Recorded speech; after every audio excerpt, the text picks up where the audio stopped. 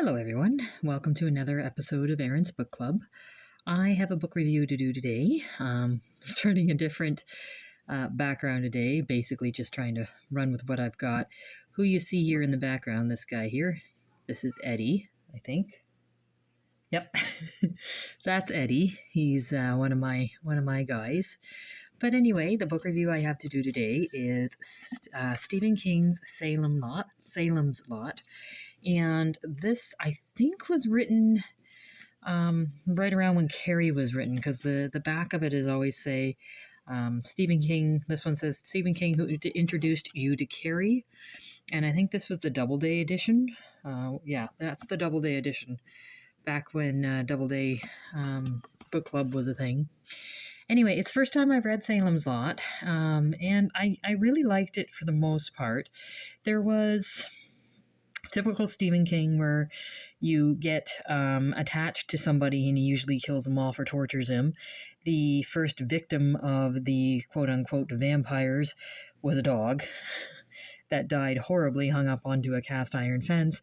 And then the second victims were children. So that's Stephen King typically. But what I really miss about Stephen King, and you see a lot more of it in the earlier versions of what he writes, is Stephen King can write a character really well and relationships really well, and how the two of them interact and the character development and that kind of thing. You start with basically a cookie cutter type character and he fleshes them out till you actually think that they can come off the page. And his later stuff isn't quite as good at that as what I find, or sorry, his earlier stuff isn't quite as good as that as I find what his later stuff is. And I really enjoyed Stephen King's Salem's Lot.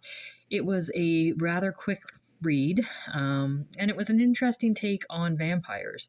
Everything that I read, once you killed the lead vampire, the rest of them died because of something to do with the lead vampire starting it all and that kind of thing. But in this book, the other vampires don't die when the lead one dies. I did find that the head vampire was... You spent the entire book with that being built up as he's the strong one, he's the tough one, he kills without mercy and he kills without effort. And when they do finally end him, it is kind of anticlimactic. There is less of a fight and more towards tension. And maybe that's the whole point, is if they did leave it to actually fight them, they would have no chance of winning it. I don't know, but that part was kind of strange. But other than that, Stephen King, as you know, I will always be unbiasedly or totally biasedly in love with King, with whatever he writes, just because King is the first horror author that I really enjoyed. That being said, if you guys like Stephen King, or if you want to be introduced to Stephen King, this is a good book to start with. I guess that's all I've got to say. I will let you know when I have another book read. Thanks, guys.